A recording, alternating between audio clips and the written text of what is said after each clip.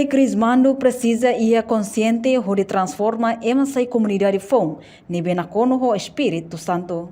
Amo bispo diocese Bocau, Dom Leandro Maria Alves, hato olhe hirak ni, molok fo crisma bazoven sira ia igreja Santa Teresinha do Menino Jesus, osu, sexta-feira, lorong ronolo residência, fulan setembro tinangne. Dom Leandro fo hatene catecúmeno sirakatak, atumores e Espírito Santo, ne tem que lhe husi sacramento crisma, tamba ho graça Espírito Santo niang, maka emabele hari comunidade fong ida, ne benakono ho doming no dame. Significa que hakmate ba ini, primeiro ba ini hakmate para a minha família, hakmate para a comunidade, hakmate para a sociedade, não hakmate para a eternidade na São Classe. A nessa crismando, ida precisa consciente cada maroma do Espírito Santo, deve homem ida sim, deve dar o sim, transforma ida, kalau sai comunidade fogo, hari dalam fogo, hari mundo fogo, hari paz, hakmate. Comunidade deve morrer sus Espírito Santo, mas comunidade deve atender todo mal, morrer se é domínio lá, mesmo que ita morrer se é divergência lá, e a diferença de ideia. Mas bem, diferença se não lá o Santo sai falando fonte de divisão lá.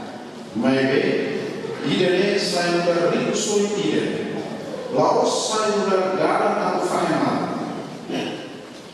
Hamudo da unido e a diferença é uma divergência de lá, mesmo famoso da tudo, ânimo da semana espírito.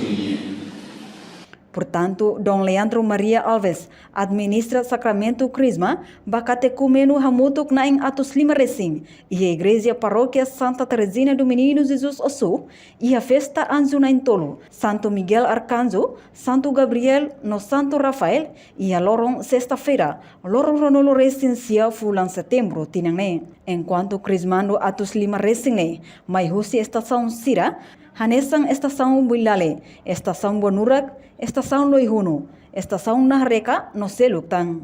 Além de Dom Leandro mos halore inauguração ba residência paróquia Osso, nebe construi e hatinang rehung ida atusia hatnolo resing neng leuba, husi Padre Manuel Luis ne tempo, depois reabilita fali husi Padre José Gonzaga, no sarani tomak husi Osso niang, e a fulan setembro tinang ne. Reportagem Melda Fátima, Televisão Timor Post.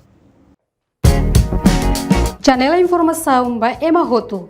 Atu hatena informação atual diagliu kita halua.